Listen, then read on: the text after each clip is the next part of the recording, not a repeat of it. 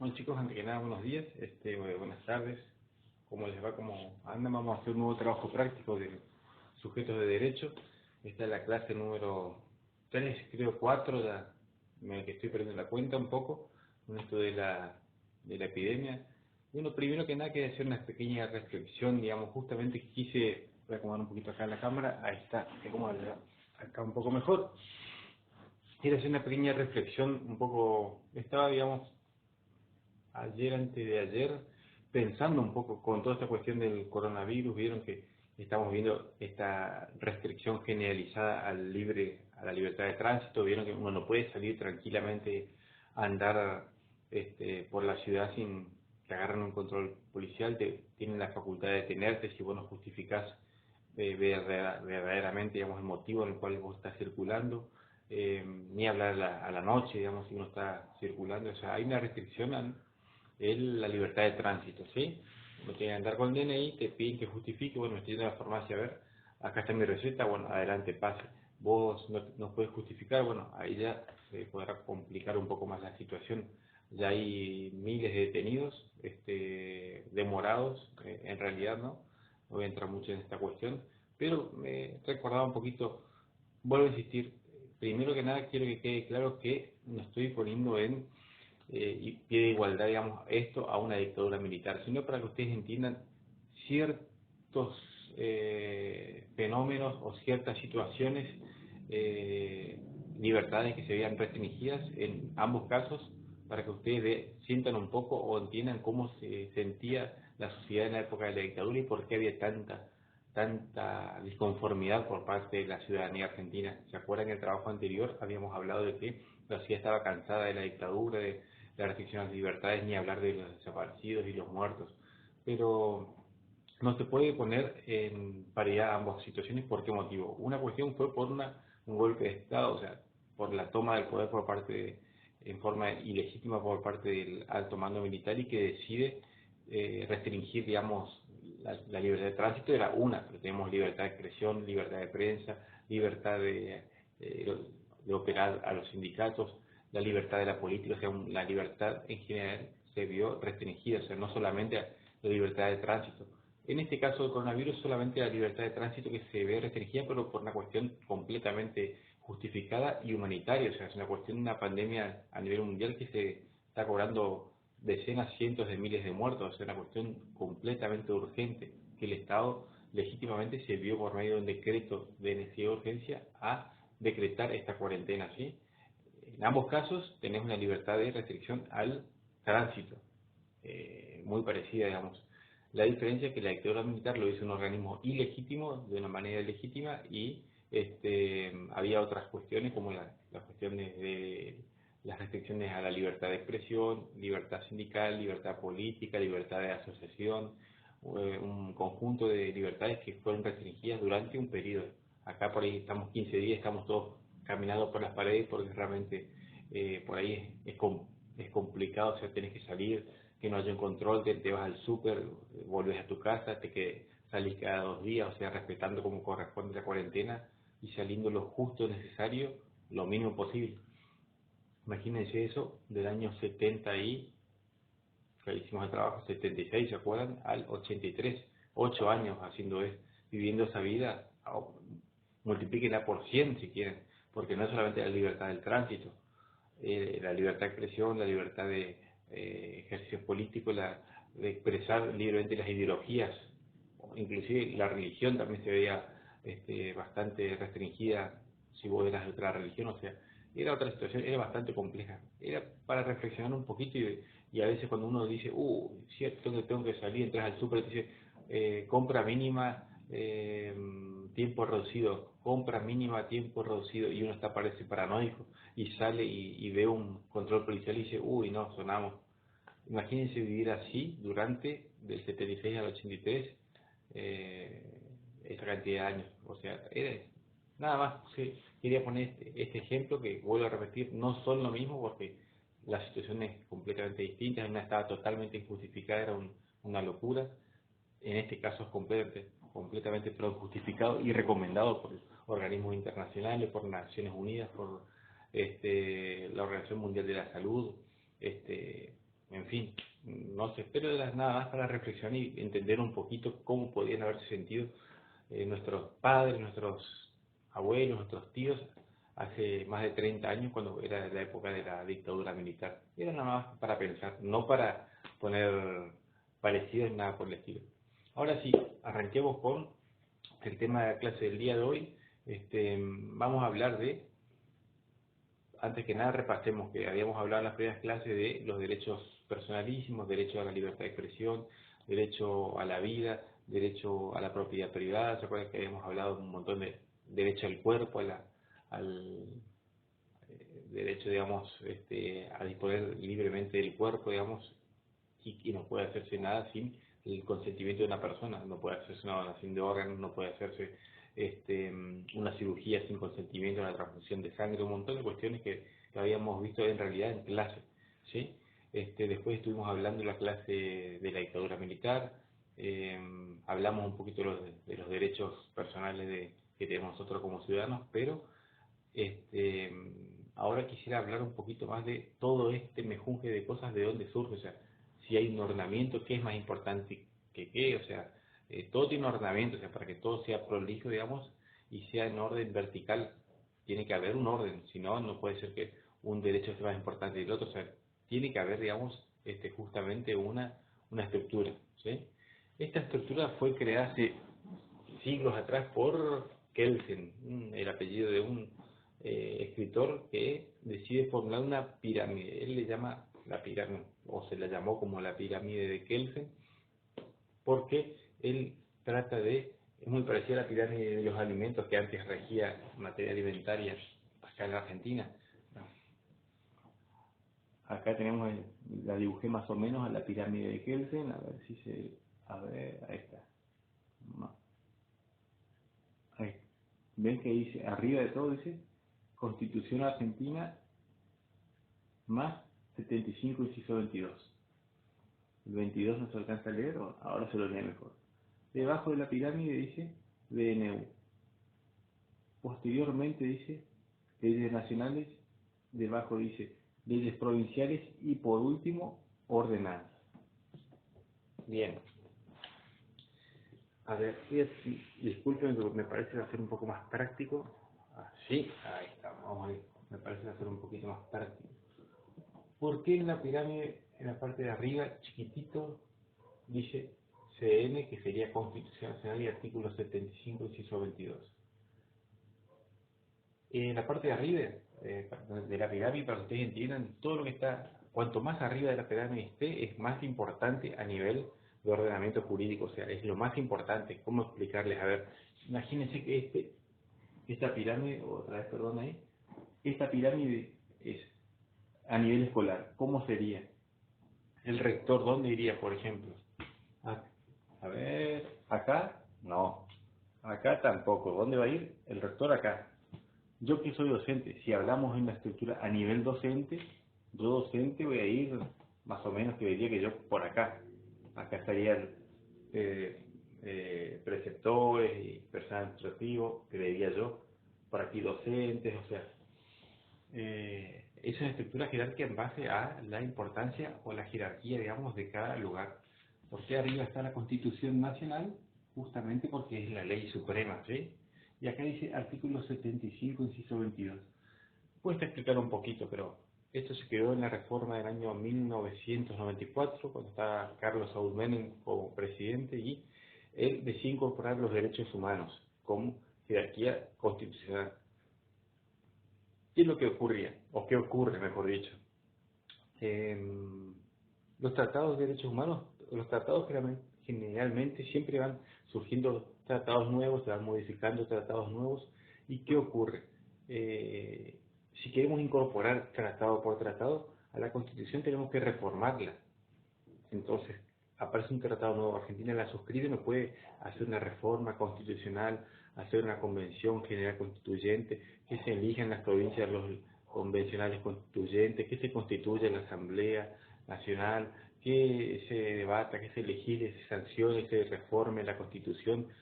Cuando se termina de hacer todo ese proceso que toma de 1 año a 2 años, aparece otro tratado de derechos humanos nuevo, y otra vez lo mismo, o sea, va a ser un tiempo, un gasto de plata, una locura totalmente. Entonces, se agrega el artículo 75 del inciso 21, en el cual dice que los tratados internacionales y derechos humanos que existen al día de la fecha suscritos por la Argentina y los que Argentina suscriba en el futuro tendrán rango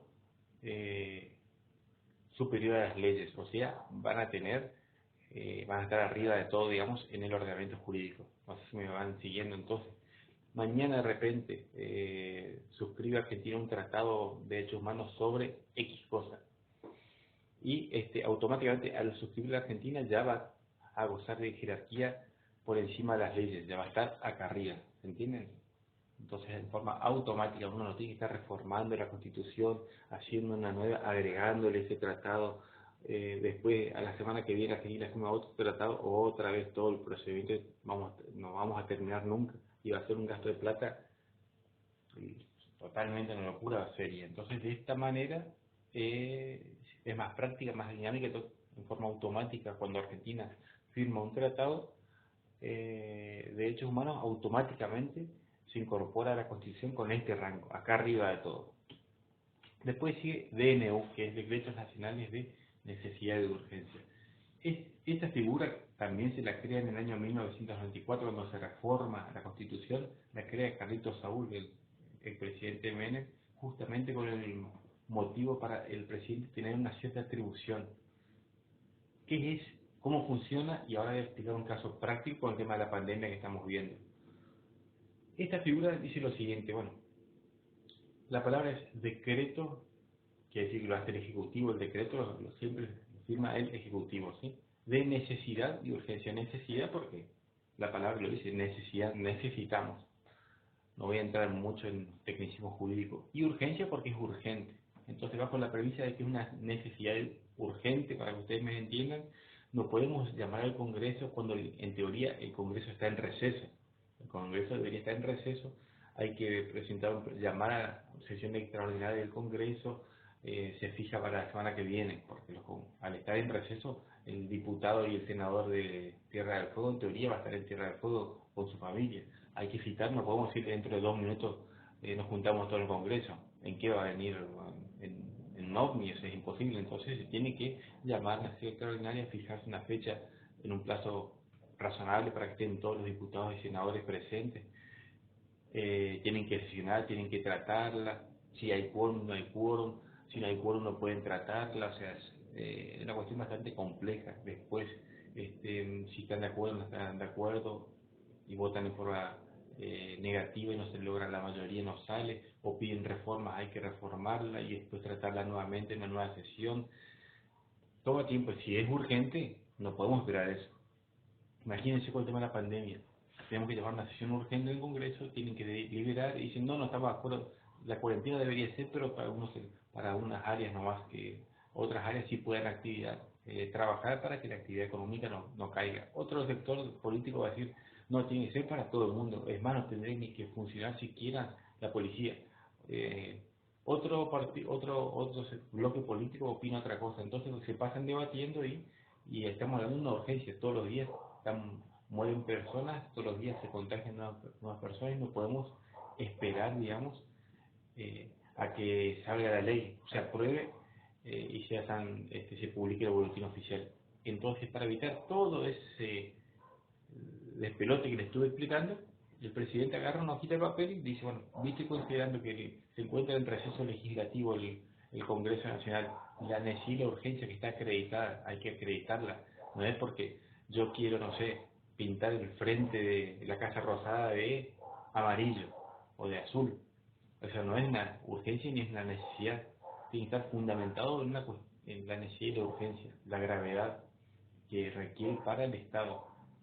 El presidente decreta, entonces tiene fuerza de ley, o sea, automáticamente tiene fuerza superior a las leyes, superior a una ley nacional del Congreso, y se la aplica automáticamente, ¿sí? Pero eso queda a revisión posterior por parte del Congreso. El Congreso posteriormente tiene que, cuando vuelve a sesionar, tiene que agarrar y decir, bueno, a ver, vamos a ver los decretos del presidente.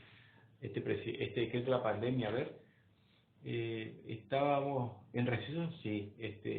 Había una crisis institucional grave, digamos, y sí, había una pandemia, se estaba viralizando y estaba llegando a la Argentina. Perfecto. ¿Se podía haber esperado? Y no. Esperar al Congreso no se podía, listo. Este decreto del presidente Fernández de la cuarentena, que evitó, digamos, al Congreso, es perfectamente viable y es constitucional. Por lo tanto, está bien, digamos. ¿Se entendió, no? Después tenemos las leyes nacionales y las leyes provinciales. Las leyes nacionales, obviamente, una ley nacional siempre va a estar por encima de una ley provincial, por la cuestión de jerarquía. O sea, ¿qué es más importante, la nación o las provincias? Siempre la nación. Ustedes habrán visto en los actos que siempre entra primero la bandera de la provincia, después entra la bandera nacional y al momento de retirarse, se retira primero la bandera nacional y después se retira la bandera de la provincia. ¿Por qué motivo? Para que siempre, digamos, sea escoltada la bandera nacional por la bandera de la provincia. Entonces, primero ingresa la bandera de la provincia, después entra la bandera nacional, como que entra, digamos, protegiéndola. Y al momento de retirarse, se retira primero la bandera nacional y después se retira de la bandera de la provincia, simbólicamente para escoltarla, ¿se entiende? O sea, siempre nación es más importante que la provincia, es así. Nación hay un gobierno nacional, un gobierno, y después hay 23 gobiernos provinciales que están totalmente descentralizados. Cada gobernador tiene facultades de dictar sus propias leyes, normas, de mandar en su provincia, pero siempre y cuando tiene que obedecer las órdenes del poder central. Si el poder central dice otra cosa, no puede contradecir, digamos, a la nación. ¿Se entiende? Entonces, las leyes nacionales siempre van a estar por encima de las leyes provinciales. Y por último tenemos las ordenanzas municipales. La ordenanza siempre, vamos a poner de nuevo acá, se aplica a los municipios. Ahí se va viendo un poquito mejor el triángulo. Las ordenanzas, si vamos al orden invertido, vemos primero las ordenanzas municipales, después tenemos las leyes provinciales, después tenemos las leyes nacionales, después tenemos los decretos de necesidad de urgencia y por último la Constitución Nacional, ¿sí? Este más o menos es el orden, lo pueden googlear, lo pueden buscar en internet, yo posiblemente les descargue la imagen acá en el trabajito para que ustedes lo vayan viendo, pero quiero que nada en las preguntitas que le voy a hacer, básicamente entiendan por qué está el artículo 75, inciso 22 arriba de todo junto a la Constitución Nacional, el motivo, el fundamento que les expliqué hoy, acuérdense, para no estar reformando a cada rato la Constitución cada vez que nos incorporemos a un nuevo tratado de derechos humanos. El de necesidad de urgencia, ¿por qué se incorporó en la reforma del 94? Acuérdense, para no estar justamente cuando hay una urgencia, algo, urgencia es urgencia, en serio, no porque se me ocurra pintar, como le dije hoy, la casa rosada de color fucsia, voy a evitar, ¿se entiende? O sea, tiene que ser una necesidad y una urgencia acreditada, probada y que no se puede esperar a que el Congreso sesione y autorice. ¿Se entiende?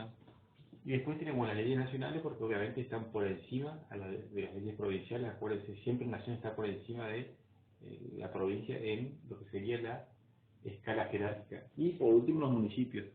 Las ordenanzas son siempre las municipales. Los concejales sesionan a través de ordenanzas, ¿sí? Los legisladores provinciales y nacionales lo hacen a través de leyes. Eh, Diputados, senadores, tanto de la provincia como de la nación, sacan leyes provinciales o leyes nacionales. La ley provincial va a tener aplicación solamente dentro de la provincia y una ley nacional va a tener aplicación sobre todo el país, ¿sí? Una ley provincial, ahí vamos por otro tema importante, se va a demorar un poquito el video. ¿Por qué es tan importante esta pirámide? Vamos a ponerla de nuevo. Porque por ejemplo, los diputados y senadores de repente se le ocurre sacar una ley, a ver, en el cual la velocidad máxima para circular en ruta va a ser de 190 kilómetros por hora, ¿sí? La velocidad. Entonces, cualquier auto hasta 190 kilómetros por hora puede andar en ruta tranquilamente. Estoy siendo un poquito sarcástico con el ejemplo. ¿Ustedes creen que les parece válido? ¿Ustedes qué me dicen? ¿Que está bien esa ley o no? Y usted me va a decir, y no, profe, ¿por qué? ¿Por qué motivo? Porque la Ley Nacional de Tránsito, que es la 24449 y sus modificatorias, que es esta, por encima de la Ley Nacional de la Ley Provincial, establece que las velocidades máximas son 120 kilómetros por hora, en realidad 120, sí, 110 los transportes más grandes, 90 los camiones colectivos, después tenemos 130 kilómetros por hora en las autopistas, no en todas, en algunas autopistas, pero establece 60 kilómetros por hora, 60 kilómetros por hora en avenidas y 40 en tránsito en calles de ciudad, digamos, ¿sí? Ya establece esa ley, digamos, los máximos. Por lo tanto, si una ley nacional te dice que la velocidad máxima permitida es de 120 kilómetros por hora y yo, la ley nacional, y yo, ley provincial, se me ocurre sacar en mi provincia una ley que ande a 190, estoy violando la ley nacional, estoy en contra de una ley superior, por lo tanto esa ley es inconstitucional y se la tiene que derogar, ¿se entiende? Por lo tanto, lo que una ordenanza municipal no puede ir en contra de cómo cuesta a esta. Una ordenanza no puede contrarrestar las que están por arriba. Lo mismo una ley provincial no puede contrarrestar una ley nacional o algo que esté por encima. Y una ley nacional tampoco puede contrarrestar la Constitución Nacional, por ejemplo, los derechos humanos.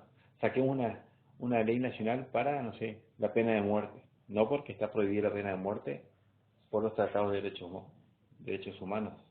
Acá, Tratado de Derechos Humanos, acuérdense, 5, 6 o 22. Yo, diputado y senador, legislo y digo que se aplique la pena de muerte, estoy en contra de una norma superior. Por lo tanto, no se aplica. ¿Se entendió, chicos, más o menos por qué es tan importante? Entonces tenemos una prolijidad o un orden jerárquico para que no estemos chocando, digamos, una provincia no esté colapsando o esté teniendo conflictos constitucionales graves con una norma superior como una norma nacional. No sé si quedó claro. Yo ahora abajo le voy a tratar de poner el link o ponerle directamente una imagen de esta pirámide para que entiendan, pero quiero que se graben. Lo que está arriba, chiquitito, el triangulito más chiquitito, es la ley suprema, la ley máxima, la más importante de todas.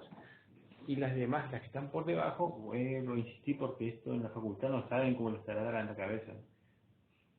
Las decretos de necesidad de urgencia le siguen orden de prioridad las leyes nacionales, leyes provinciales y las ordenanzas municipales. Por lo tanto, la que está abajo no puede contrariar a ninguna de las que está arriba. Y así sucesivamente, ¿sí? Así que, chicos, cualquier cosita me preguntan y nos vemos, si os quiere, en la siguiente clase. No se olviden de ahora ver la pirámide y responder las preguntas del cuestionario. Así que, chicos, nos vemos la semana que viene. Chau.